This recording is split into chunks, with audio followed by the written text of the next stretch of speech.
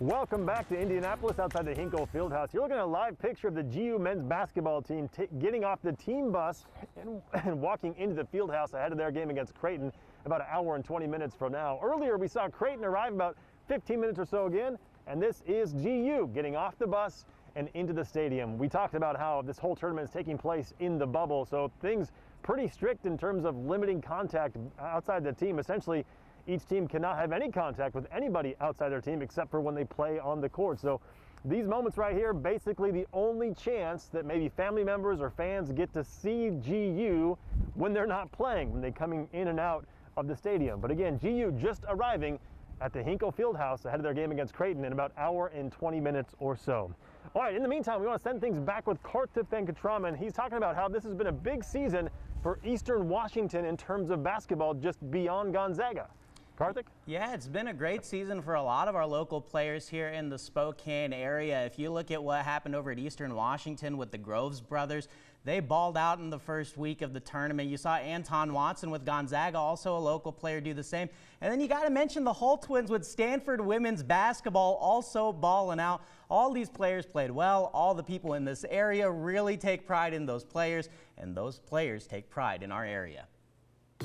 Spokane shined bright in the first week of the NCAA tournament as players from the area showed out on the biggest stage in college basketball. Take Eastern Washington's Tanner and Jacob Groves, for example. Both brothers set a career high against Kansas, one of the most storied programs in college basketball. Jacob scored 23, Tanner scored 35, and he was catching the attention of America. It sure meant a lot to him to represent the Spokane area. It's honestly so incredible. I'm honestly just so blessed to be here.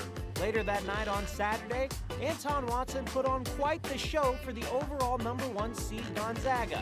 He shot a perfect 7 of 7 from the floor and also had a lot of pride to represent the 509. Playing in Spokane is like, I love it. Stanford women's basketball is off to another Sweet 16 thanks to the twins from Central Valley, the Hull sisters. Lacey set her season high with 12 points in the first round against Utah Valley. She's made 6 of her 8 shots this postseason. So proud. I mean, I wouldn't want to represent any other city. Spokane's the best. Her sister Lexi remains a starter on the Stanford team.